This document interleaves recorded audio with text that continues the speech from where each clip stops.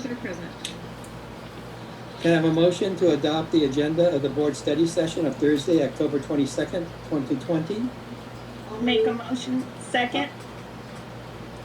Okay, who was first on that? Ms. Friedman.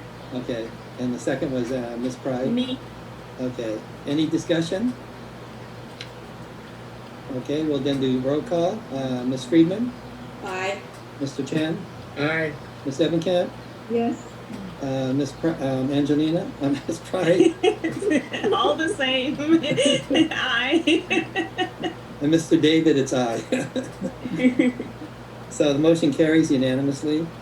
Tonight, I have the honor of asking Ms. Friedman to lead us in the Pledge of Allegiance on this historic night before the presidential election. Okay, Well, please nice to stand. see you. Put your right hand over your heart. Ready, begin.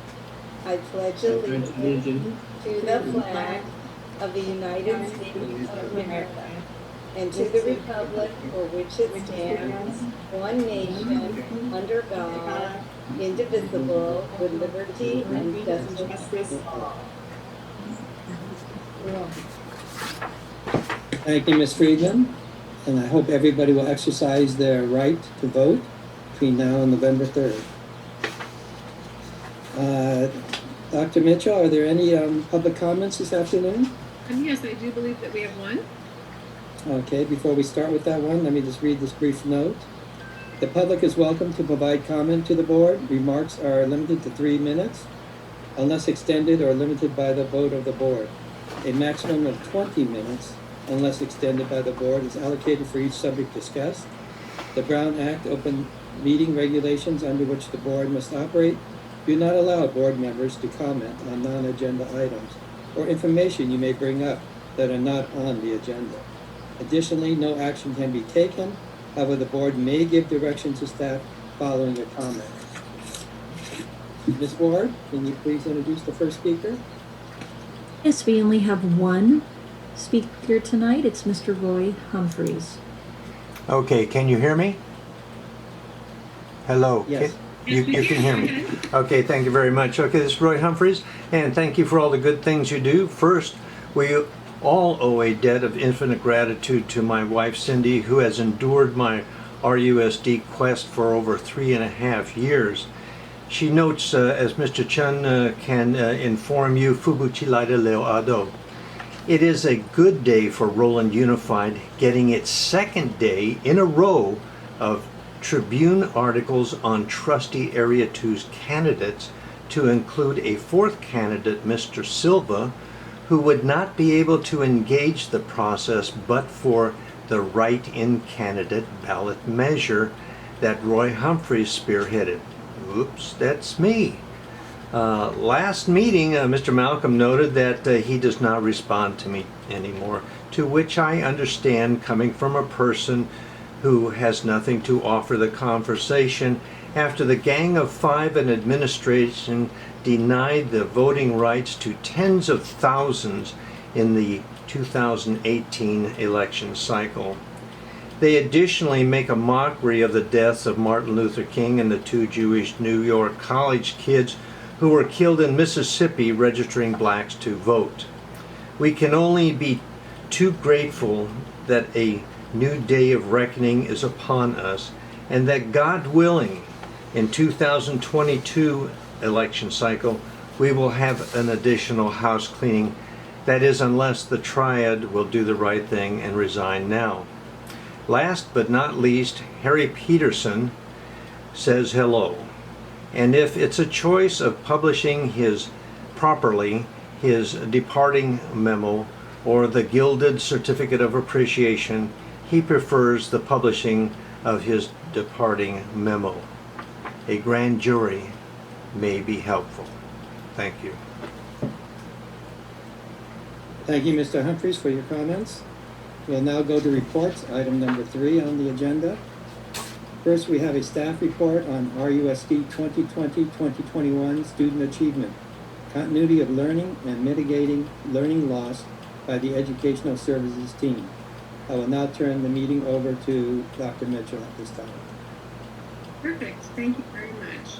As we get the presentation set, and I believe that Dr. Huff will be given opportunities to share slides. Is that correct, Dr. Zamora? Yeah. Perfect. Okay. So as we get ready to start, this is the presentation that we have each fall, sharing information regarding student achievement. And this year we're adding that continuity of learning piece and mitigating learning loss. In the absence of state test scores and state assessment data that is typically taken in the spring, which did not occur because of COVID-19, we are bringing additional information to the board so they can see the work that we've been doing as a district. And at this time, it's my pleasure to turn it over to Dr. Zamora. Thank you, Dr. Mitchell. Tonight, we will share with the board the outcomes of our most current data on student achievement, our continuity of learning efforts, and how we are mitigating learning loss.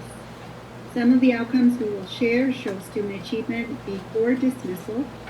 Other outcomes will show student strengths and areas of need in the most recent assessments that we administered. Our continuity of learning efforts include professional development, academic support, such as tutoring, providing additional instructional materials, such as independent learning, reading and learning resources, social emotional supports that we are providing, and the support that our Family Resource Center is providing to our students and families. So with that, I would like to turn it over to Dr. Huff. Hey, good evening.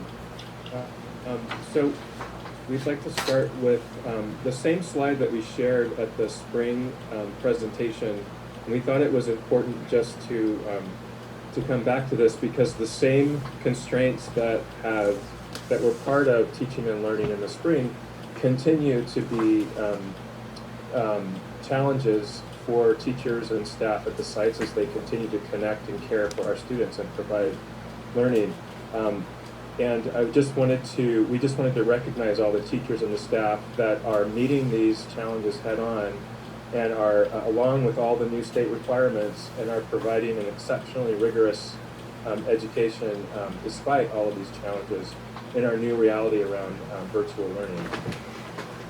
This year, we are continuing to follow the state priorities in terms of how we're monitoring outcomes. We know it's important that continuing to monitor outcomes continues to be a priority of the board. It is important to us to also continue to reflect on what's working and what isn't working. And so this year, you can see in these next two slides how we will be aligning our metrics to the California state priorities. And so the first one around conditions of learning, you will recognize these state priorities as state priorities that are reflected in the dashboard. And so even though the dashboard will not be presented this year, we still have metrics that we'll be watching this year that align to those same priorities. So under conditions of learning, looking at resources for students and families, tracking the number of devices and Wi-Fi hotspots that go out to support virtual learning. We will use the same state rubric for the implementation of academic standards around academic state standard priority. Looking at attendance of parent advisory meetings and our parent survey outcomes for parental involvement. And then also looking at monitoring academic outcomes, which we'll talk a little bit more about in subsequent slides. But looking at student achievement and this year, a new assessment around loss of learning diagnostics that we'll look at. Continuing with our interim assessments, grades and graduation status, and then our state summative tests of LPAC and Smarter Balanced tests. We just began administering the LPAC initial remotely, and all indications are that we will continue to administer the Smarter Balanced summative in ELA, math, and science at the end of the year. Whether that will be remote or in person or a blend is yet to be determined, but every indication is that we will be continuing to administer those summative state assessments.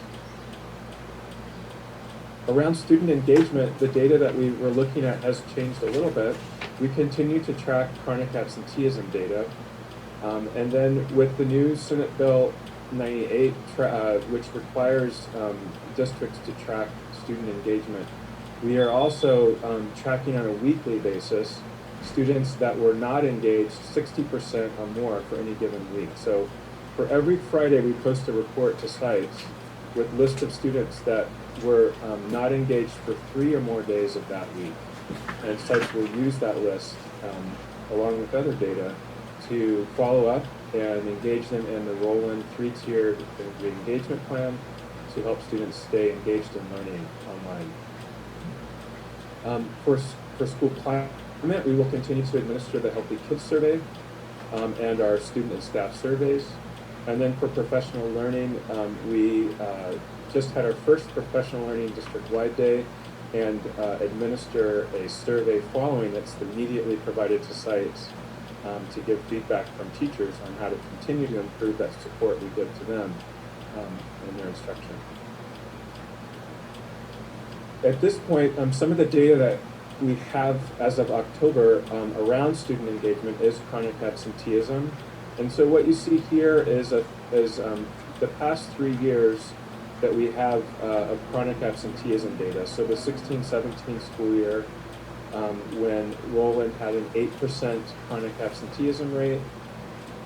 And chronic absenteeism rate, as you know, is defined as students who are absent for 10% or more of the days in which they are enrolled. And so if we look over the last 3 years, you can see Roland really kind of staying at that 8% chronic absenteeism rate. In the 18-19 school year, it increased a little bit to 8.8%. Compared to the state, we've been lower than the state over those time periods. And then as of the first week of October, that chronic absenteeism rate right now during the virtual classroom is 8.1%. So sort of tracking with what the data has been showing over the past several years. I mean, that number will change as we go throughout the year because the number of days that students are enrolled changes every day. So we update this number every Friday. And in fact, last Friday, the number dropped down to 7.9. So it's staying right around that 8-point mark that we've seen over the last few years. In terms of monitoring academic outcomes and student achievement, wanted to go to a graphic that is included in the framework for English language arts. We've used this graphic a lot because I think it's a good visual that kind of describes the reality that there are really a lot of different assessments that teachers use to get feedback on learning. And really the most important assessment that a teacher gives that gives the most useful data for teachers is that formative assessment that happens on a minute-to-minute basis, embedded in instruction, when the teacher is listening and trying to understand maybe some words and misconceptions, and then it helps that teacher immediately be able to change the course of their lesson and maybe do a little bit of reteaching, or would give them indication that there's been some mastery and they can move on sooner than they thought. And so over the last few years, we've spent a lot of time around formative assessment, and in a lot of ways, the teachers continue to engage in that. Some of the similar strategies that they use in the brick and mortar classroom, kind of that one-on-one conferencing, when they're listening to the student read, understanding where there may be some misconceptions, having the students present, listening to small group discussions. Those things are still happening in virtual classroom.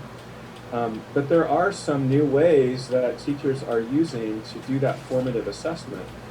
This summer we rolled out some training around formative assessment in the virtual classroom, which was a request by teachers in the spring. And so we provided some training around some specific ways that they could use technology, really kind of leverage technology to get that formative data back as throughout the week and throughout the lesson using technology. So things like embedding questions into a video that they make with Nearpod, embedding reflection questions into their lesson, using Padlet. I heard one site in one of their updates a couple of weeks ago share with the board their use of Padlet. That's been a popular tool for teachers to use, and it's a great formative assessment tool. Using Flipgrid, having students kind of share their thinking. And so anyway, it goes on, but I just want to recognize, as we talk about these test data, these outcomes, that these are the interim assessments and the summative tests are ways for us to kind of get a pulse check, but really we know and we understand that the most important assessment that teachers are doing is a day-to-day, a minute-by-minute, embedded into their instruction. The second, and then on the far right, as I mentioned, if we look at the large-scale summative assessments, these of course are good for state, accountability and dashboards.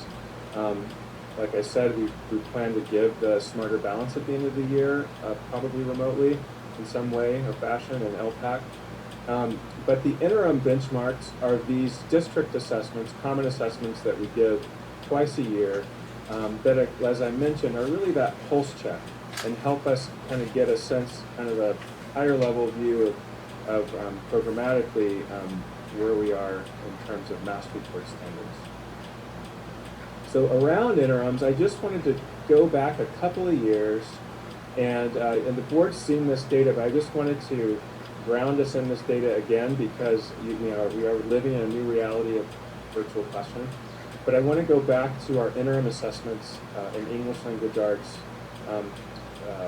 2 years ago, and just show how we had 2 years ago we had a 1% year-over-year growth in our fall interim, and we had a 2% growth in our winter interim, and this is in English language arts. And based on that growth, our for the first time, our ELA dashboard moved into the green. So you may remember that. Then we go into last year, and we can see that our fall interim jumped 3 points year over year, and our winter interim stayed flat at 40% above standard. What we know is that these interim assessments that we give are correlated to outcome on the Smarter Balance. But if you remember, with the school dismissal, we didn't give the Smarter Balance. So we don't have, unfortunately, this data shows that we would have stayed on track, at least with the green, with our year-over-year growth in ELA. So that's the background on ELA. And if we look at math, we see a similar pattern. 2 years ago, we had a 1% year-over-year growth, and we stayed flat in the the winter math interim. And based on that data, we were in the yellow for math.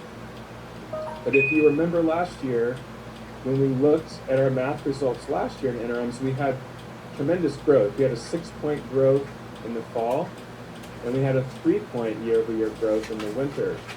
And so we really were excited about the summative for math because we knew that we were on track to see a lot of growth. And so just as we assumed that ELA growth move into green and ELA 2 years ago, we were anticipating similar growth in math based on our year-over-year interim results.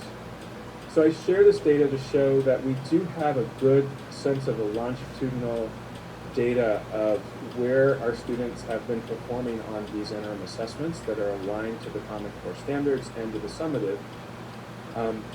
And so as we move into this semester, into the fall interim and then the winter interim next February, we will have a good set of data to compare that to, just to get a sense of where we are as the result of the virtual classroom and our new reality around distance learning. So the first set of data that that just came in a couple of weeks ago is our STAR reading assessment. We've been giving this assessment for 7 years, and the purpose of the STAR reading in grades 2 through 6, we give it 3 times a year, is to help sites progress monitor. It gives teachers, helps them identify areas of focus, and it gives schools at the school level, students who may need additional support, academic support. it is a complement to other qualitative data. So if we look at STAR reading, that's really it's a adaptive test that's given online, and it really complements this qualitative data that teachers are collecting through running records, where they're able to really listen to the student read and get a more qualitative sense of where their reading level is.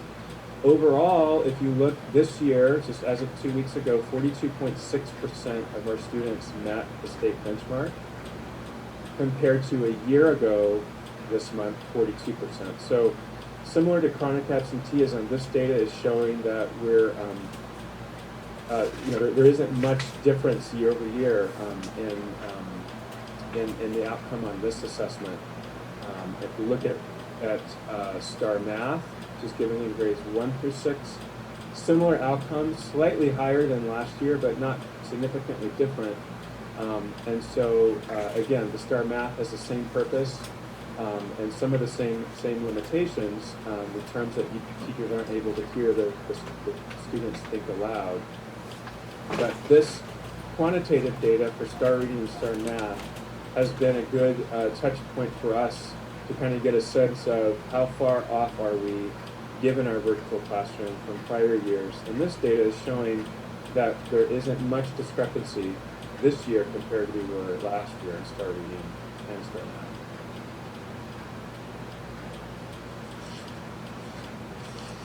So the state, you may remember that the state is requiring every district this year to give a lesson learning assessment. And so in the learning plan that you approved last month, one of the assessments that we identified for this state requirement is the loss of learning assessment and Illuminate for grades 3 through 9. And I thought it was important to really highlight and explain some of the purpose of this assessment, because it really is kind of a one-off assessment. We've never given this test before. It assesses the prior year's content. So if I'm a 5th grader, then this loss of learning assessment assesses me on 4th grade content. And the idea from the state is they wanted every district to begin the year by asking the question, what might students be needing because of the school dismissal from March through June? It was tremendous upheaval. It was a very different learning context. Everyone was scrambling to shift over. And so what kind of impact on last year's learning did that have on students? So we've never given a test to students in September to what they learned the prior year.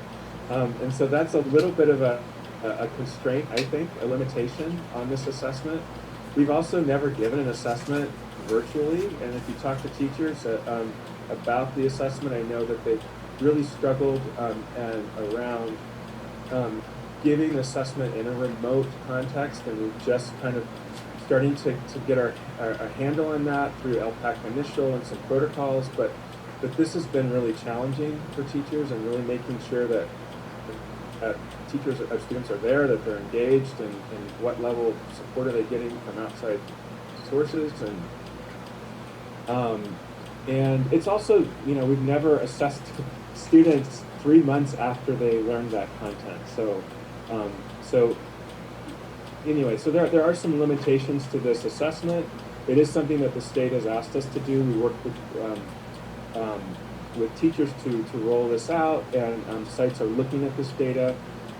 But I wanted to just highlight some of the high-level areas around in elementary and secondary around what were some of the strengths, and then what were some of the areas for growth that showed up in this assessment that was just given, that sites have access to now. So if we look at elementary, some of the areas of growth are around operations, all the way up through third through 6th grade. And so if you look, adding, subtracting within 20, multiplication, division, and then all the way up to 6th grade and performing operations. So that really, you can tell that through line in our elementary schools is very strong, and students are performing very well. An ELA around language conventions and vocabulary showed up as a strength across all grade levels in this assessment. If we're looking at areas for growth, measurement and data, the domain of measurement and data showed up, and that makes sense. It makes sense to us because that's usually a domain, a standard that's addressed at the end of the year. So typically when a teacher would be addressing measurement and data, we were in school dismissal. And so it doesn't surprise me that that's showing up as an area of growth. And then if we look at 5th and 6th grade around fractions, which that has been a domain that we have recognized in previous data as an area of focus for our upper grade students in elementary. And I know Dr. Rodriquez has already been organizing additional PD around fraction instruction that she can address later. And then for ELA, for upper grade elementary, reading information text showed up in quite a few grades. And again, that's not a surprise to us. That is a focus for our interim assessments. It is a claim that, as you recall from the last 5 years of Smarter Balance, continues to improve in our district, but and so year over year we've seen growth. But it is a claim area that is our lowest claim area, and so that sort of validates that data as well, and is an area that we know that continues to be an area of focus. As we move into secondary, and we look at the secondary areas of strength, so looking at dependent, relationships between variables, looking at expressions and equations and functions, in 7th through 9th grade as areas that have been areas of strength. And then in ELA, a little bit more variant, so looking at vocabulary in 7th and 9th, and language conventions showed up in a couple of grades as well as areas of strength on this assessment. And if we look at areas of growth, in secondary, looking at problem solving. So problem solving 7th and 8th grade, using ratios to solve problems, solving real life problems with expressions and equations, and then expressions and equations showing up again in 9th grade with analyzing and solving linear equations. And then a common focus and area for growth for secondary is around writing. And the way that this was assessed around writing was looking at sample writings from students and asking students to identify the most appropriate thesis statement, or looking at the most appropriate main idea. And so they're given options of what might be the best sentence to add to an existing writing. So that's what that writing portion looked like on that assessment for secondary. So based on this data, so this is data, again, that teachers have now. They have it at the class level. Site admin have it at the grade level and the school level. So based on that data, they have access to that data, and there's a whole host of actions that as a district we are supporting, and Dr. Rivas and Dr. Rodriquez are now going to walk us through what are we doing now. So that's the data, and that's sort of those are the areas of focus we've identified in our current data. And now Dr. Rivas and Dr. Rodriquez are going to walk us through 5 areas of actions that we're taking to address learning loss and to mitigate that learning loss. And not only mitigate, but to really continue with the outstanding education that students get in this district, regardless of whatever mode of learning that is. So that will be around the topics of professional learning, academic support, addressing the whole child, how we're re-engaging students if they're not engaged in learning online, and then finally looking at additional online platforms that we've streamlined and added in response to the spring dismissal. So at this point, I turn over. Thank you and good evening. Focus on professional development has been to continue supporting and moving forward ongoing goals while providing strategic support for the current context. At both levels, instructional coaches support teachers with instruction in the virtual classroom, and this support takes on various forms, including one-to-one coaching, weekly workshops, and communities of practice. At the elementary level, all TK to 6 teachers have licenses to RAS Kids Plus for leveled reading and English language development. All K-2 teachers receive training in the units of study, phonics, to support foundational skills. 4th and 5th grade teachers from the math-focused schools participated in 3 90-minute sessions to mitigate learning loss around fractions. And TK to 6 teachers have the opportunity to learn how to use virtual manipulatives to support CGI math using Brain and Count. Every teacher will have this resource to support math instruction in their classrooms. Twig Science, or TK to 5, is offered to all teachers throughout the summer and into the fall to support science instruction in the virtual classroom. For 6th grade teachers, Green Ninja Science training was provided to support instruction as well in the virtual classroom. And kindergarten teachers are working with Christy Mraz, an expert in early foundational skills, to develop parent workshops on phonemic awareness, phonics, and early reading literacy skills. At the secondary level, PD opportunities have included workshops for math and science teachers to make virtual learning more hands-on. We partnered with LACO's STEM unit to bring PD for both middle and high school teachers. In addition, support for content-based PD includes conference attendance. Teachers have the opportunity to join content-alike teachers across the state to learn. And we have approved teachers for the California Science Education Conference, the California Mathematics Council Staff Conference, and the California STEAM Symposium.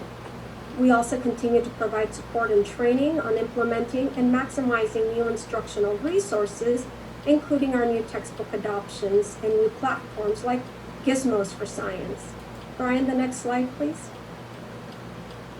Now, virtual tutoring is another component of our academic support, and this month our tutoring program was launched district-wide. The emphasis for elementary school has been on closing gaps in language arts and math. Teachers work with students in small groups, and instruction targets assess gaps. Students work on Edgenuity and Success Maker with specific targeted content and receive instruction from teachers in those areas. At the intermediate level, teachers are working with students one-to-one and in small groups. Impact teachers work on Wednesdays during the instructional day on content and skills identified as areas of need by the site. In addition, there is tutoring after school for all students. And at the high school level, virtual tutoring is organized with college tutors. We have about 16 college tutors currently working with our students. College tutors are assigned to work in specific classrooms during the day, including ELD, Algebra 1, and classes across the core content areas to provide that one-to-one support for students who need it in the class on the spot and in the moment of the learning. Tutors also work after school to provide individual one-to-one support, and the schedule opens up tutoring from 3:30 to 7 o'clock at night.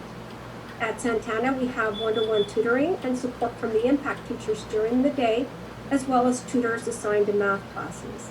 Santana students can also participate in the after-school tutoring with the college tutors.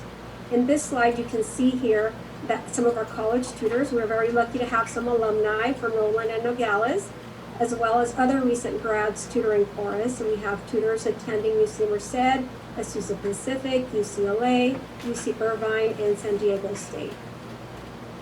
Now, as far as another way to mitigate that loss of learning, our virtual classroom schedule was developed to provide opportunities for intervention during the day, recognizing early on that we would have learning gaps. The structure of the instructional block provides teachers with daily and ongoing opportunities to address loss of learning, allowing for personalized instruction and monitoring of students. Teachers can create flexible rosters to design learning opportunities from diagnostic and formative assessments to target individual and small groups of students with special attention to English learners, special education, foster and homeless youth, and students not making progress. Next slide, Brian.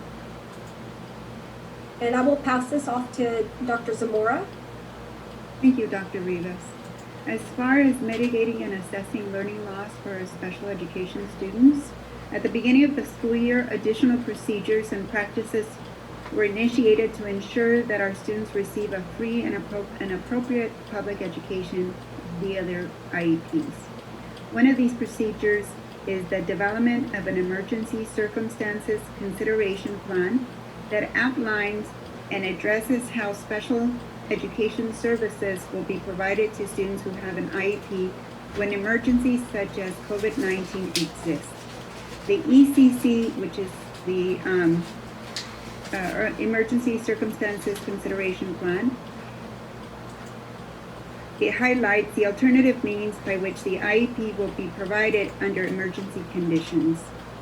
We also trained our teachers and service providers to develop a distance learning plan to outline and communicate the supports students are being provided during distance learning. These supports may include, but are not limited to, small group lessons, one-on-one services, or office hours with the service provider, accommodations provided through various digital tools, and individualized learning tools. Both the ECC and the DLP were developed and designed to mitigate learning loss. In assessing learning loss, additionally, we are continuing the practice that has been in place in the past before COVID-19, which allows us to assess if a student has regressed in their learning within the first 8 weeks of the school year. If a student has regressed, their IEP goals are reviewed and updated, and the student is considered for an extended school year. Considered for an extended school year.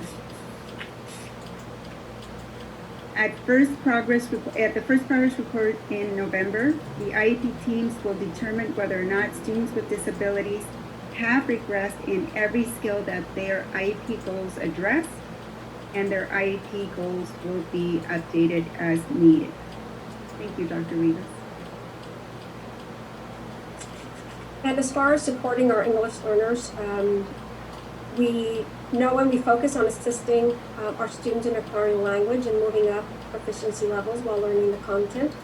Primary support for our English learners is embedded in the classroom through teacher modeling and guiding students while providing direct instruction and linguistic features. Differentiated instruction and collaborative work are key practices that support English learners in the classroom. And to provide that language-rich instruction and academic support in the classroom, we continue to provide learning experiences for teachers through relevant professional development. We have designed flexible PD to meet the needs, schedule, and goals of teachers by providing multiple avenues, formats, and content.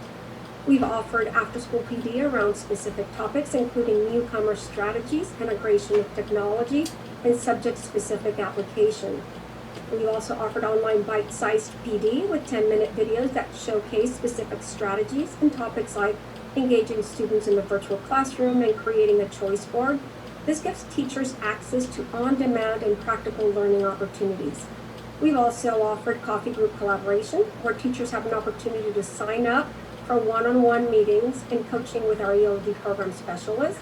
They can also add topics of interest for future PD. It's important to note that PD has also and can be tailored to sites. Principals and teachers can request targeted professional development support for ELD.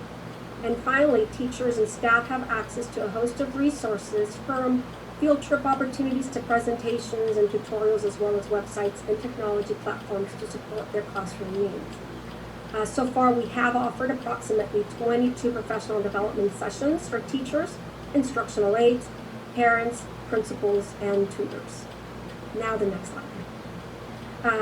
As far as continuing to support students in bridging the learning gaps, we have made a commitment to supporting reading at home with the allocation of resources to provide every student in grades TK through 6 with 20 book titles from a variety of genres recommended by Teachers College and connected to the units of study in reading and writing. Students also have access to the RAS Kids leveled readers.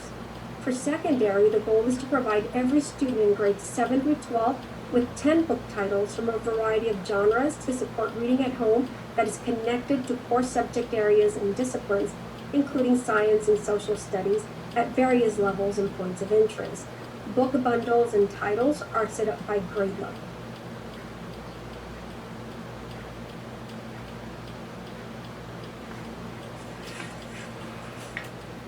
And I will pass this now off to Dr. Rodriquez. Good afternoon, everyone. I will be sharing the supporting the whole child. So one way to mitigate loss of learning is by supporting the whole child. The Family Resource Center has provided ample support to the families in our RUSD community. Miriam Kim, along with her team, has ensured that all students know how to access virtual backgrounds on their laptops. Many students have not felt comfortable allowing visual representation of their home. Therefore, the virtual backgrounds allow for privacy. In addition, FRC provided ready-to-go academic kits based on learning levels available for immediate use in the home. This has been a great support for our families. Instructional materials such as trade books designed as mandatory reading for high school students have been purchased and available to students. The FRC team attends staff meetings and provides training to teachers and administrators around McKinney support to students. These sessions are scheduled throughout the year to provide information to site staff members on how to identify and support homeless students in our schools. Additionally, any college-bound homeless, foster, Title I student is provided in-depth and one-to-one support sessions to assist with applications, financial aid, and any other type of support they may seek or need. The community liaisons are also equipped to help students connect to a variety of resources, including but not limited to mental health, clothing, hygiene needs, and translation support. The FRC has focused this school year on parent workshops. They offer Wellness Wednesdays, where parents can learn and listen to information around food and nutrition, staying healthy, and how to seek support around health and wellness. Another parent workshop offered by the FRC is Tech Bites Wednesdays. These parent workshops are facilitated by our very own Brandy Miller. Parents can go on and get tech help from our district expert. Finally, Go Parents is an opportunity where grandparents are offered support at a slower pace, from anything instructional to navigating through technology. This is a big demographic group in our community that are raising and living with our RUSD students. The first session will take place next week. The work around the Positive Behavior Interventions and Support, or PBIS, is delivered by our 6th Best Coach team. These teachers on special assignments deliver instructions and support for 57 students and their teachers with additional support on the monitoring list. Our BEST team provides weekly resources to teachers and administrators. The BEST team has created a website where an abundant amount of resources for teachers and parents are readily available. The BEST team also offers 1 to 2 monthly training regarding behavior and social emotional learning support to teachers and administrators. They have also provided parent training in this area. The last teacher training on positive classroom behavior support was very successful.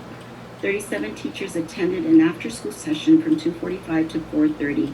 Teacher feedback was very positive, so much so that the BEST team will offer a repeat of the session in a few weeks.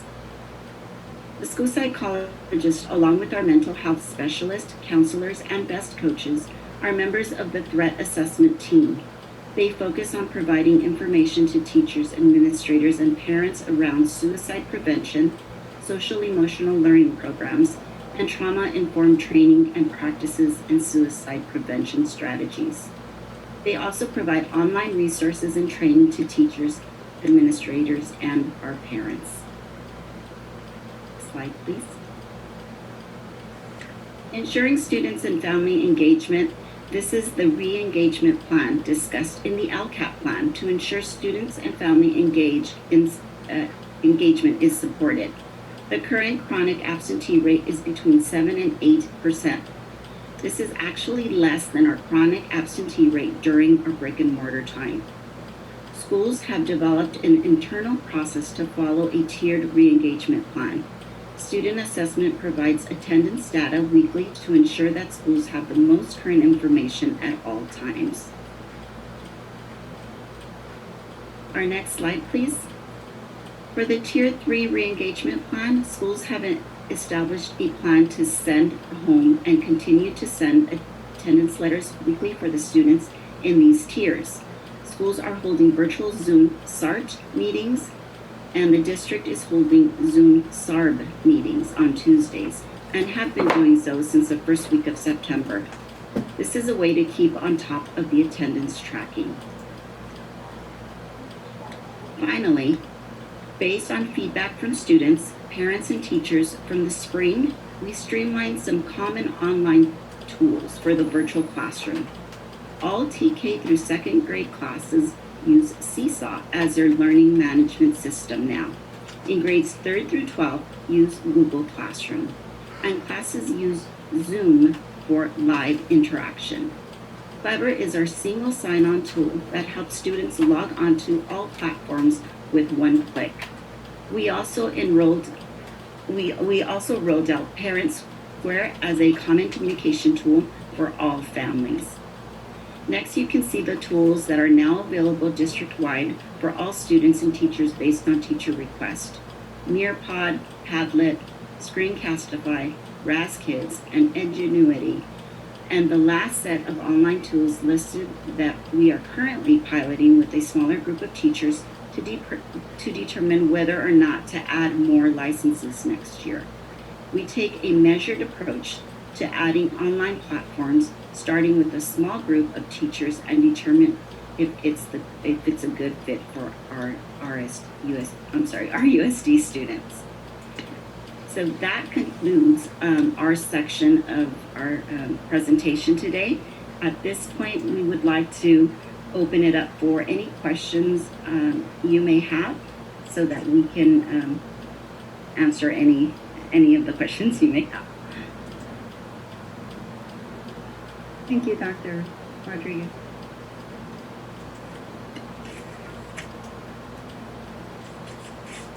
Before some hands. Ms. Pride? Thank you for the information. Just a couple of quick questions. I'm familiar with a lot of the programs that you talked about, like Edgenuity, but Success Maker, was that the name of one that you mentioned? I didn't mention Success Maker, but that was something that we did use during summer school. And that is one of the programs that we continue to use during tutoring, I believe. That is something that has come out of Sylvia Rivas' office, and so we do use that for intervention and tutoring, I believe. So is it similar to like Edgenuity or one of those other types of platforms? Is it? Yes, it is. I guess I'm just trying to find out what type of program it is, because Yes. I've never heard of it. Right, so that supports students for learning loss. So it's kind of like an intervention program is what it is. And so it supports, it identifies any of the needs that our students are lacking. And so we can really target the needs of our students and pinpoint the needs, so that our intervention groups are very personalized and direct. Oh, okay. Thank you. My other question is, and these were from the whole first half of the presentation, when we talk about the absenteeism rate, does that include tardies? Or are we looking at tardies right now? I do not have the answer to that. Dr. Zamora? Dr. Huff, is Dr. Huff still on? Yes. So tardies are not included in that rate. We only include chronic absenteeism as students that are counted absent for that day. Okay, thank you. And then my final question is in regards to our foster and homeless students. I know that topic was touched on briefly, but I'd just like to know a little bit more about what types of support and how we're reaching out to them and making sure we're keeping track of them and keeping them on, on the correct path to staying in class. Yes, so this is something that's coming out of FRC. And so I know that Miriam has done a lot of work around making sure that she provides training and keeps our administrators and teachers up to date. with the most current information about our students that are becoming homeless. Sometimes it's weekly that the number changes.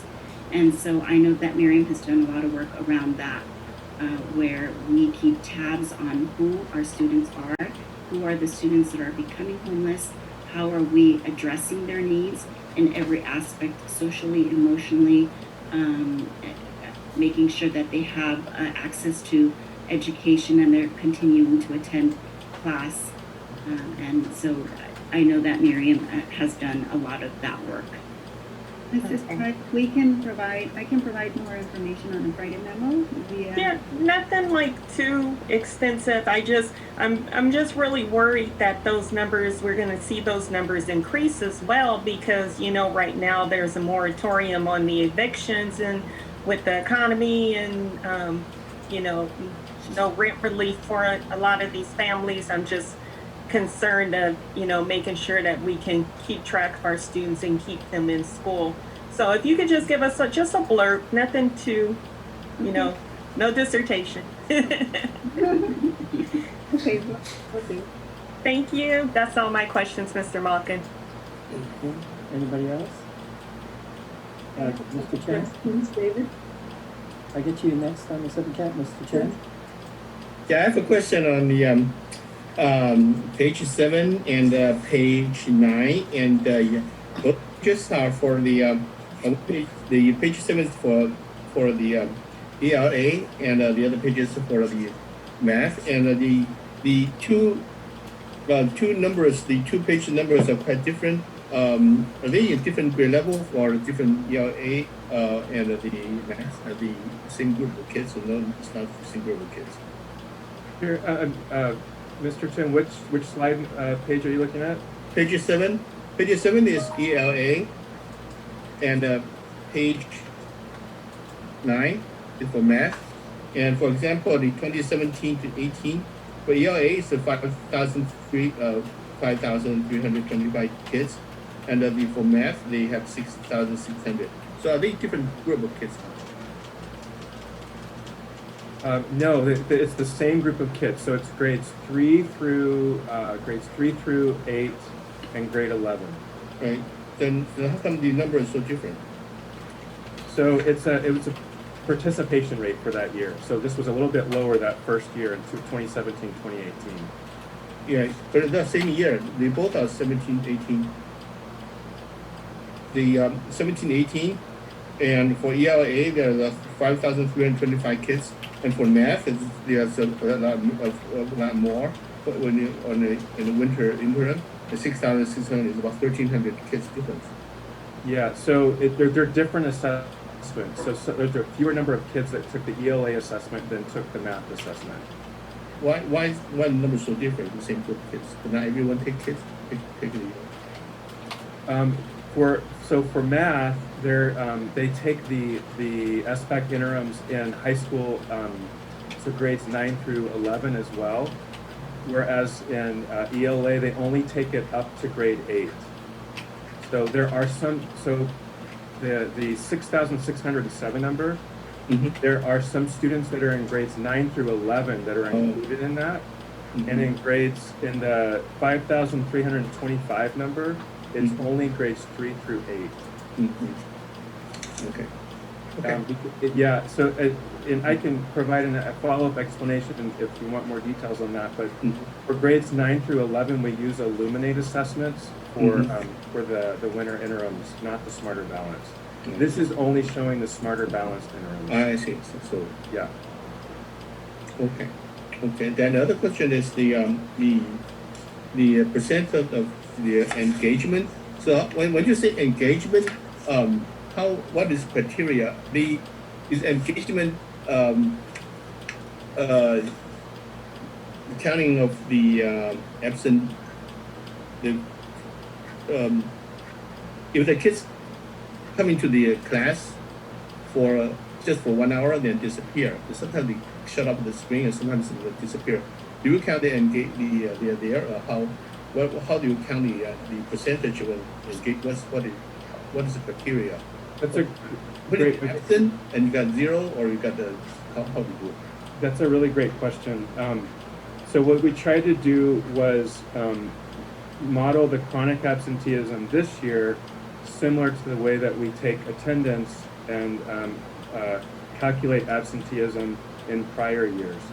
So if you think about at a school site in brick and mortar in prior years, if a student shows up to class, they go to class, the teacher will mark them present.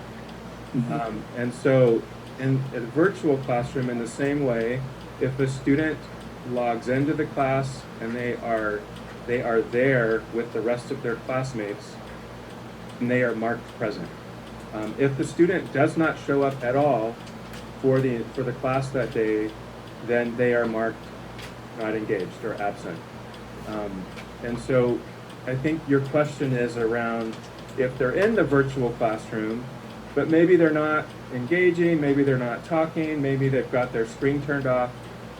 In terms of marking for absenteeism, they are counted present in the same way that a student that would be, sitting in their seat in the classroom, regardless of how interactive they are in that classroom, they are still marked present. Yeah. Now, their grade may be affected by not being engaged and not answering questions and engaging with the content and learning. So that's where that impact on their grades will happen and their assignments. But in terms of just looking at slide 5, the absenteeism rate, if they are showing up to the class, logging in, then they are marked present. Yeah. My question is very, very hard to get an accurate number in the virtual mode because the kids may come and attend it and log in and for 10 minutes and they may disappear. Then it's hard for the teacher and how the teacher count the engagement. They just count the number every day, or by hand, or is there electronic number you can count it, or how do they do it? Just for these purposes, it is if they're logged in and they're present in the class, then they are counted present. Now again, their assignments, and how they perform in their grades will be determined on how they interact with the content and to what degree they complete the assignments and on task and all of that. But in terms of just looking at this marking, the codes for absences and attendance, then it's determined by whether they show up for the class or not. Okay, thank you. Ms. Evankamp, do you have a question? Yes, I do. Can you hear me all right? Yes. Okay. I don't understand specifically what kind of criteria you're using to determine the strengths versus the needs for growth. Are they numbers, or what are you using for your criteria to put students into those areas? So that's a great question. So the categories that I have listed there are when we looked at every grade level and listed by assessment target. What you see listed there are assessment targets. So this assessment target that was at the very bottom is listed as growth, and the assessment target that they did the best on as a group, as a grade level, is listed as a strength. So it's relative to each other. So the strengths are, they did better on the strengths than they did on the targets that are listed as areas for growth. So they may not be strong in that area, but they're stronger than they were. Is that? Yeah, exactly. And so I think it's like, what's the purpose of the assessment was really to give teachers immediate, real-time data right now to say, where do I focus? Like, where do I focus my efforts in the classroom on shoring up some areas that may, from the spring, where are the biggest gaps from last spring, from the prior grade level? And so when you look at, they could reteach the entire year, but I think the purpose of this assessment was to identify, of all of the key concepts, what are the areas that are really showing up as the biggest need, and that's where the areas of strength are. Those were the lowest performing group concepts on each of those assessments. How are we utilizing our excuse me, our psychologists and our counselors since we've gone remote? I can add to the counselor piece. Our counselors continue to conference with students and reach out to them. They also support our teachers when students are not showing up to class. The counselors become a resource for connecting with the families, reaching out, making sure that we're folding them back into the school setting and engaging them. So they're a critical piece in that re-engagement in connecting with families. And then obviously they're continuing to do a lot of the same work that they're doing in the past in terms of planning for students and the next steps, and making sure that as grades are rolling out, that they're having conversations with students about that work and things that they can do to continue to support the students in their learning. As far as psychologists, I can't speak to that, but Maddie, Dr. Zamora? Yes, thank you, Dr. Rivas. So as far as psychologists, we can have Dr. Tincup is going to be part of the second presentation, and we can have him tell us a little bit about psychologists in that presentation. I want to make sure I do justice to the work that our great psychologists do. Can we do that? Or we can ask him to join us now. Is he able to join us, Dr. Mitchell? I believe so. Gina, can you unmute Dr. Tincup and see if he can share with Mrs. Ebenkamp the work that our school psychologists have been doing since we've been on remote virtual classroom learning? While you're getting it, maybe you could find out how are students referred by the teachers if they feel that a particular student's having a problem?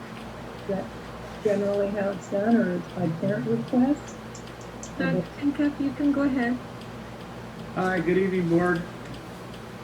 Yes, we're following a lot of the same procedures that we did in brick and mortar. So if a teacher is seeing that there are signs or things happening with the student that might require counseling or touching base with that student, then they're engaging the psychologist to follow through with that.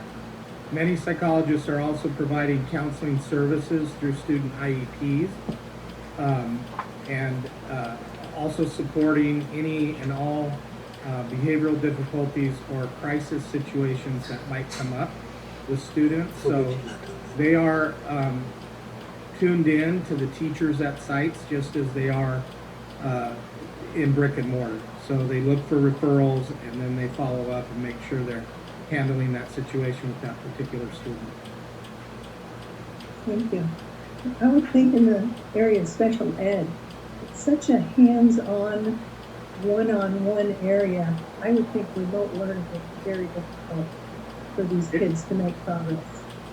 It has been a challenge, but we've got very hardworking teachers that are getting creative and doing fantastic work with our students with disabilities. But yes, it's certainly been a challenge. Thank you.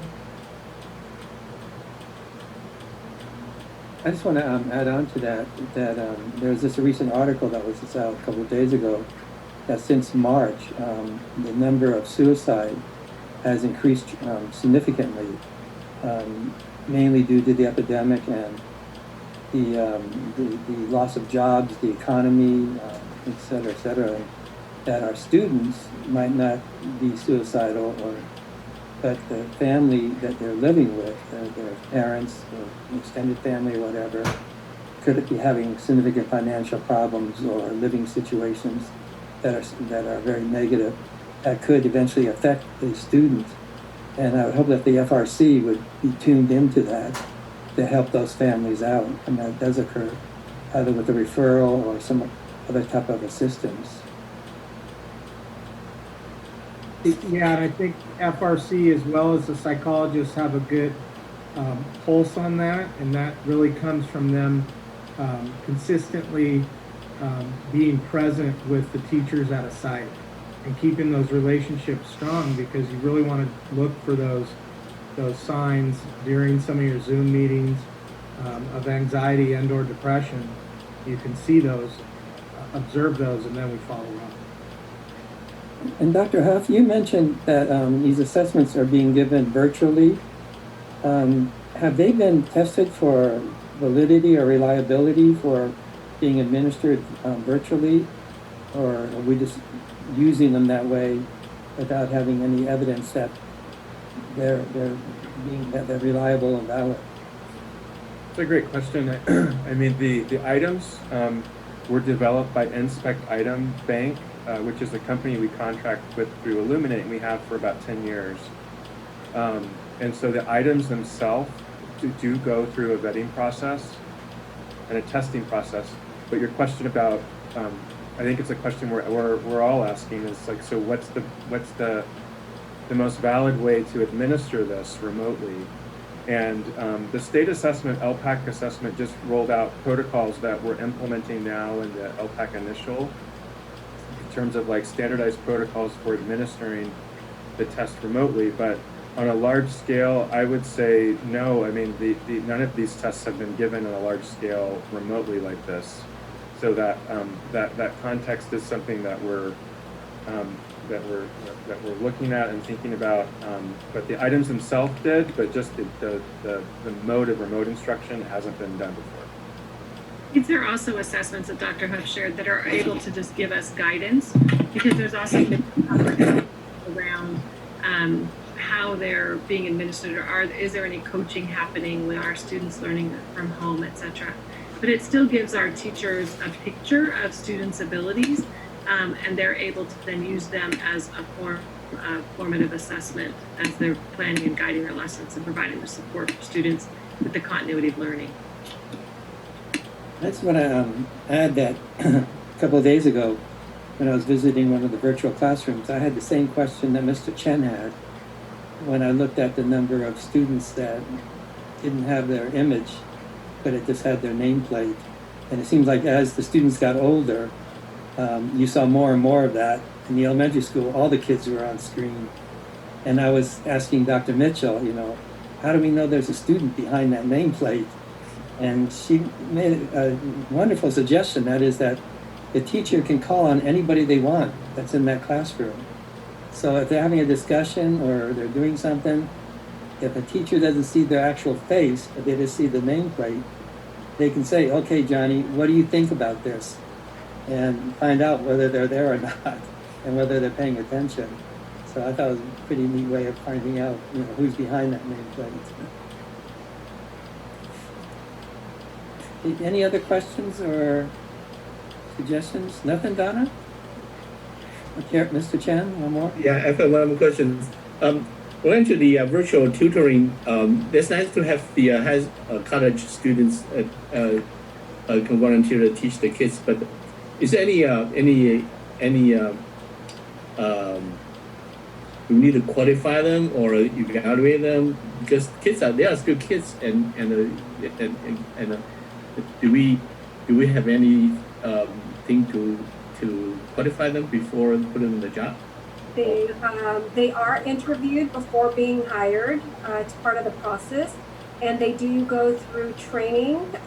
So we did have coaches train the students on how to interact with students and what the expectations were, so the parameters can be developed. They're also monitored by a credentialed teacher, so the tutors are not alone with students, even in the virtual setting. So students will log in, the teachers will create the breakout rooms, assign tutors to the breakout rooms, and disperse students into those. And then the credentialed teacher will pop in and out of those rooms, supervising and kind of facilitating that work. So there is that supervision, but also some training and support in terms of what the teachers expect of the tutors during those sessions. That's good. Thank you. Ms. Sweden? Okay, I changed my mind. I just wanted to say that I have reports for all these classes that I visited. I know we don't have time for them, but in 10 minutes, it's amazing what you can see what these teachers are doing with these students. These lessons are so good. If I was teaching right now, I would use all of this that I saw, and I would want to incorporate it in my classroom. The kids are all engaged, and I'm not sure if I should do a few now or just wait till the board meeting. But I'm just amazed with what the teachers come up with and the things that they do. And it's just like if you were in a regular classroom. It's hard to imagine that they work so hard to do this. And I wanted to say the presentation was outstanding. Okay, I'll just do a few.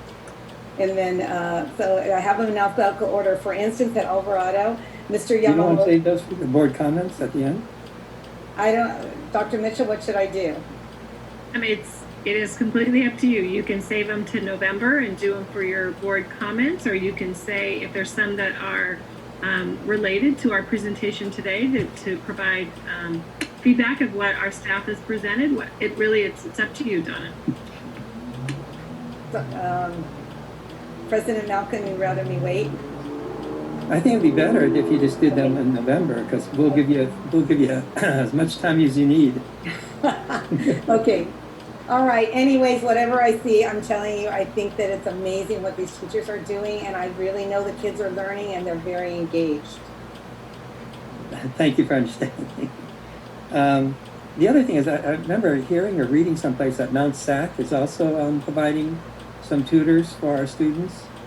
Do we give out certificates of recognition to those students that are helping out by tutoring? We have tutors that are avid tutors, and some of them are students at Mount SAC. That is an employed position with us at the district. Oh, okay. I didn't know that. Okay. Any other questions? Okay, we'll move on to the next topic. Oh, one second. Ms. Evankamp? Did you want to do a closing comment? Or did we conclude our presentation? I just wanted to say how good the report was. It's difficult to squeeze all that information into such a concise report, but the team did a really good job. Thank you. Yes, I do have a closing comment, if you don't mind. As you can see, we have different ways of assessing student achievement and concrete ways of mitigating learning loss under our current circumstances. We want to thank our teachers, our classified staff, our support staff, and our administrators for their dedication to students and all their hard work. We also want to thank our parents for their partnership with us and acknowledge our wonderful students for their resiliency and grit during this time of virtual learning. I also want to thank the Educational Services team for their hard work and all the hours they put into making sure that we are here to support our students and our teachers in our schools.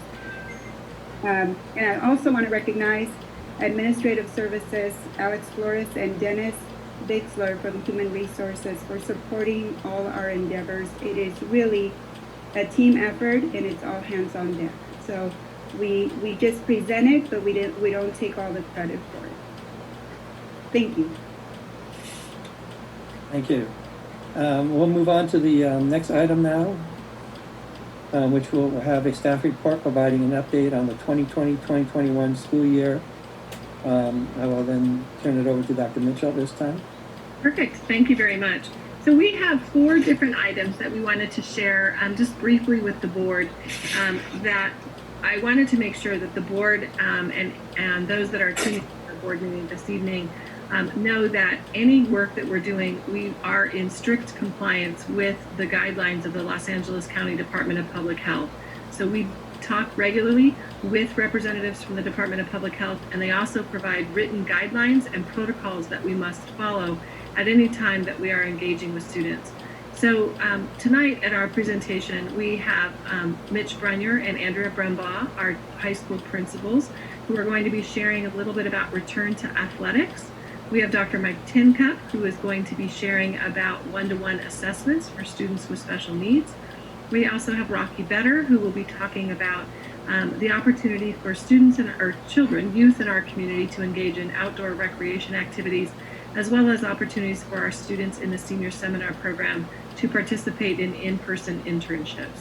So at this time, I would like to turn the presentation over to Dr. Tincup. I believe you're going to start by sharing about special education. And are you there? Yes, thank you, Dr. Mitchell. Thanks. So next slide. So special education teachers and staff are diligently providing services to students throughout the district. We have a dedicated team of professionals who have students' best interests at heart every single day. We're providing services for students from preschool age to the young adult age of 22. Like most districts, there are many assessments and IEPs that are overdue as a result of COVID-19, and we are working together to meet these requirements. The California Department of Education, CDE, originally signed in law that timelines were waived for IEPs as a result of COVID-19. However, CDE's original stance was overturned recently, and now districts are being held accountable for overdue IEPs beyond July 1, 2020. In addition, the CDE has said that school districts need to complete at least 20% of those overdue IEPs per month to stay in compliance with the CDE. Next slide, please.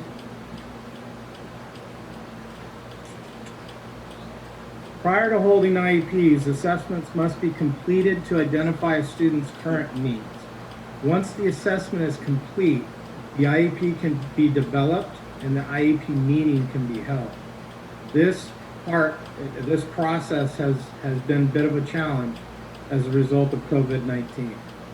RUSD IEP teams are making a great effort. I'm so proud of our staff and professionals to complete the overdue IEPs remotely, but many assessments, primarily for IEPs called initials and triennial assessments, cannot be fully completed remotely, particularly at the preschool level to make eligibility determinations.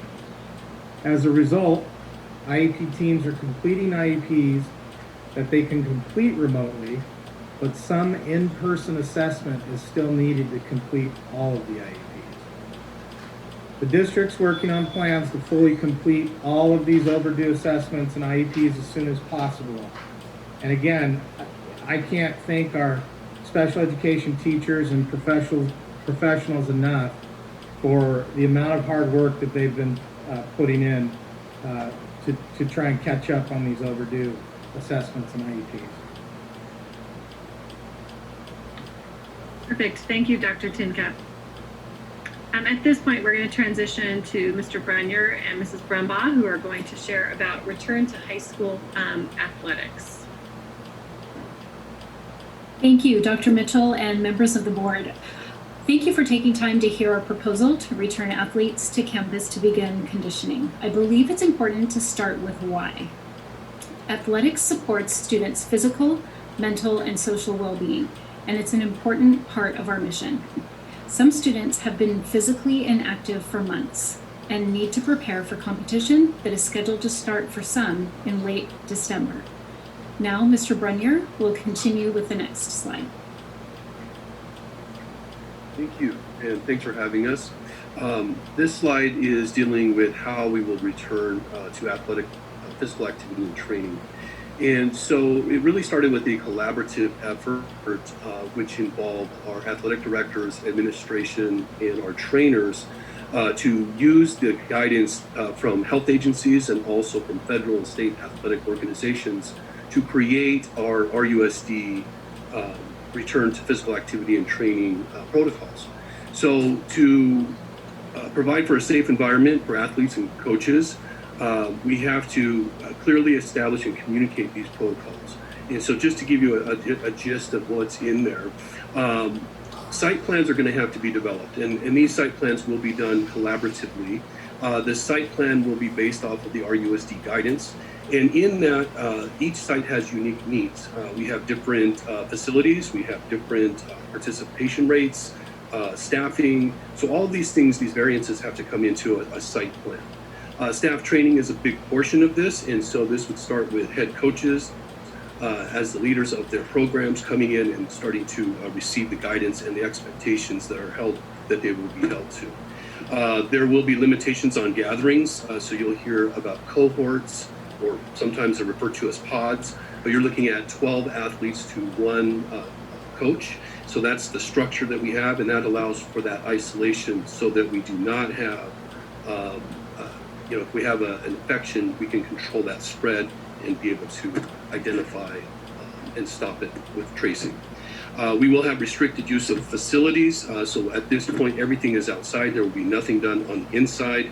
And this is also going to be controlled in the use of that outside area to make sure that social distancing can be put in place. With safety measures, we will have pre-screening process in place with questions about symptoms, temperature checks with these nice little thermometers. We will have no sharing of equipment. We will have students or athletes coming dressed and ready with their water bottles. We will have mandated face coverings and social distancing. We will limit access to the site, so there will be no spectators or friends or siblings coming in. We will have hygiene requirements that are a part of this, such as hand washing, and then also the cleanliness of the facility and how we're going to go about providing for that. And then also there's containment process that's a part of this when it comes to isolation and quarantine if, God forbid, we have any infection. This is a phased-in approach, so we are looking at a more restrictive setting as of right now and moving to a more open setting later, depending on health requirements and all of that. So we need to also build athletes up, and so that phased-in approach will allow for that, because you cannot have them come in and have complete physical exertion right off the bat. When it comes to participation, is completely voluntary on all levels. So this is an opportunity that is structured in a safe environment. So in this case, if an athlete or a coach or family decides that they do not want to participate, there will be they will have that opportunity. They will not need to participate in this first phase when it comes to the conditioning piece. We can go to the next slide. So what needs to happen prior to opening? So there is quite a few things. So first off is staff training. And again, this is all what happens prior to opening. With staff training, this will be done at the site and will include detailed meetings with coaches to go through the protocols and expectations. With the parent and student informational meetings, these are in kind of two parts. You're looking at school-wide meetings, and then you will have specific to sport to look at the various nuances of that sport as their activities vary. So that's the next one. And then pre-participation physical and athletic clearance. This is basically athletes clearing to be able to participate. And so that process will all be done prior to coming, and it will also be a commitment to being there on a voluntary basis. When it comes to scheduling of cohorts, each coach will create their plan for their sport, which will then combine into the site plan so that you can have proper scheduling. You know exactly who's in which cohort, which stays consistent the entire time. And so that allows for you to have good control over this. So this allows for overall facility use, calendar by sport, by location, and by the cohort. So you know exactly who's on campus, when they were on campus, and who they were around. So at this point, I would like to introduce Rocky Better to speak about recreation and internships. Perfect. Actually, before we transition to Rocky, I also would like to thank, as we plan for the return to our athletes back for conditioning and doing so in such a safe way, Dr. Laura Rivas, Alex Flores have both, from a district office perspective, been key in this work, as well as our athletic directors, Mike Ortali at Roland High School and Bruce Alley at Nogales High School. And I know both of them are tuned in for this board meeting as well. So, and I know that Mitch also mentioned our trainers. So it's been a team effort in developing this, and all of our coaches will also take a very active role. So with that, then, Mr. Better, would you like to talk about return or inviting our youth to participate in recreation activities outdoors? I would love to. Good evening, board. Thank you for this opportunity to speak about our district recreation program and offering our youth opportunity to be able to get outside from the keyboard and in their virtual learning in the afternoon to be able to participate in some outdoor recreation activities. The recommendation that we're looking at is to offer outdoor recreation activities in soccer, basketball, and tennis. The protocols that will be provided, you have in your packet, would be following the Department of Public Health protocols for playground and recreation activities. Our enrollment would be reduced. There would be temperature checking, wearing of masks, and no sharing of equipment, which means for soccer, basketball, and tennis, the child will have to bring their own soccer ball, basketball, and tennis balls to the sport that they've signed up for. We're looking at using the playground at Killian, which would be the asphalt basketball courts, as well as the field for soccer, and at Roland High School for the private tennis lessons. Next slide, please.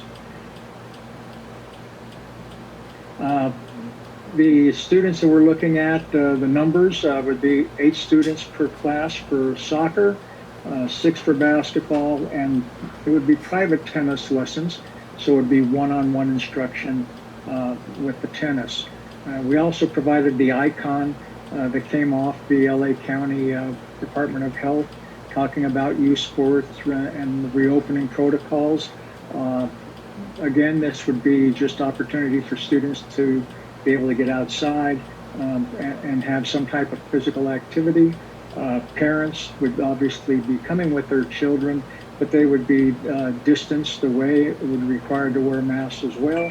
And our recreation staff through Colleen Bridgewater, who's our coordinator, has been working with the coaches for these programs to make sure all protocol and standards are followed, similar to what we had with the aquatics program this summer. And so that would be our recreation program. The next section that I have is the internship, and so we can pop 2 slides. And we're looking at offering our internships on site for our senior seminar students. We have 3 sessions identified, as you can see there, and in your packet was provided multiple information as well as documents that were used to determine the survey we did, showing what students wanted, whether it be virtual or in person, and the areas where they would be held. And so we are moving forward in that direction. Our internship community committee is working with the internship sites to secure internships and also to find out the protocols those sites would require of our students. And I think we're headed in the right direction. Next slide. Thank you. We have contacted parents. They have agreed and signed a document for an internship agreement. We are working with our senior seminar students now, filling out a Google form online with their senior seminar teachers that Vicki Birch, our School of Career Specialist, is collecting to make sure we know where students, what sessions they want to attend, and also their desire to attend. We are following the safety recommendations for the county with distancing, temperature checking, and all the criteria. The students will be interviewed virtually through Zoom with the internship coordinating committee to determine their best site placement, and the COVID agreement, student placement requirements, and at the end, the student interview will take place, and the internship supervisor at the site will also agree to the standards that we're identifying. This provides our internship students, our senior seminar students, the opportunity to conduct internships. Virtual internships are being worked out with Mount SAC in the arts and communication area, and that will be virtual as Mount SAC is off for the whole year. But we're working with their performing arts department to do some type of virtual internship. And so that's kind of, in a nutshell, where we are. Next slide. Thank you, Mr. Better. You're welcome. So to our board, as you can hear, we are working collaboratively and collectively with small steps and diligent planning as we begin to work with our students in person, from one-to-one assessments, high school athletics, community recreation, and senior internships. We are happy to take any questions that the board may have.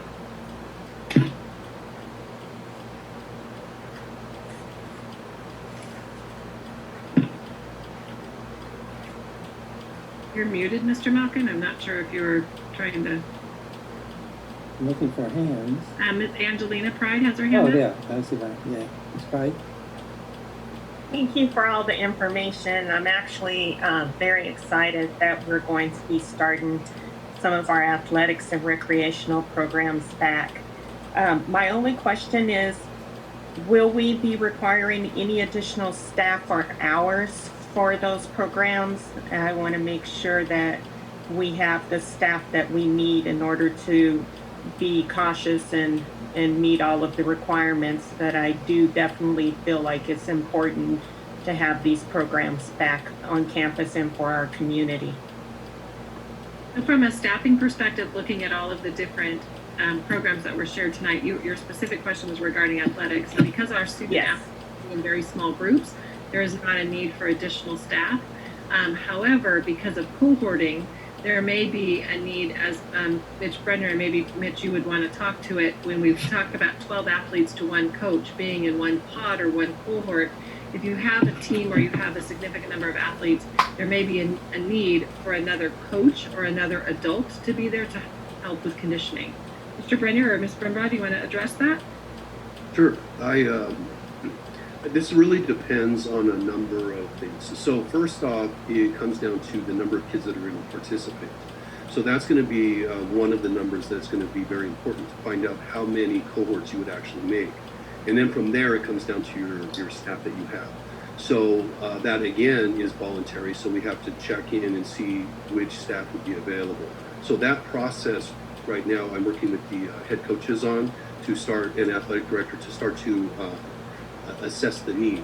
And at that point, a couple of ideas, looking at the possibility of volunteers, but that would kind of depend on a few things as far as clearances and such. And then another thing is to maybe even tap into a resource that, like past coaches, staff that have done that in the past. Like we've had some on-campus people that could do the conditioning components for this period, and it could be a resource for us.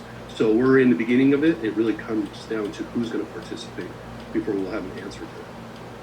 Okay, I just know that in our district, the athletic directors still have to teach as well, so they're not available for all the time, and then the coaches aren't available all the time. So I just want to make sure that we have the staff to maintain precautions, because I really want this to work out. I want this to be a good experience for the kids. It's important to get them back into some kind of familiar routine. Yes, and this will happen after school hours. So that will not impact as far as availability of staff that teach. So it will happen after school hours. Thank you.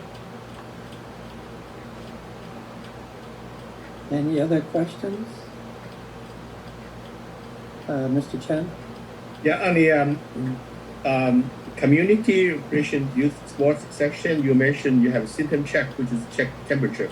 Do you check temperature in the high school, in the athletic activities? Yes. Right now, we check the temperature of every employee who's reporting to work at a district facility, and we will be doing the same for all of the programs that we shared with the board this evening. The students, do you check the student temperature? Yes, we will. Thank you. Do we log those temperatures when we take them, or? No, we do not. Any other questions?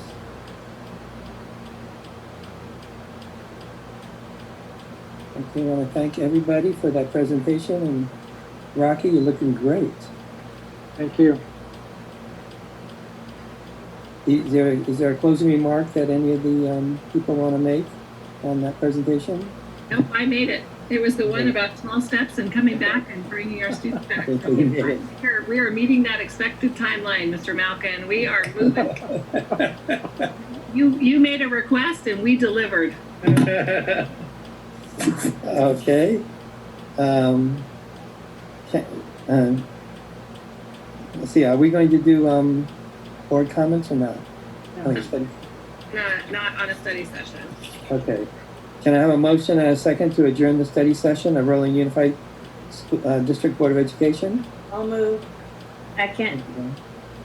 Do I have a second? Ms. Pride seconds it. I second. So we'll do a roll call. Did you second it, Ms. Friedman? I motioned it. Yeah, you motioned it, Ms. Price. Okay, Ms. Friedman, I, Mr. Chen, Aye. Ms. Ebenkamp, Yes? Ms. Pride. Aye. That's aye for me. The motion carries unanimously. The meeting's adjourned at 6:06. And I want to thank everybody who participated in the audience. And in November, when we have our board meeting, Ms. Friedman will have unlimited time for board time. I'll go on record and say that. thank you, David. Thank you very much. Enjoy the rest of the evening. Thank you, everyone. Thank you.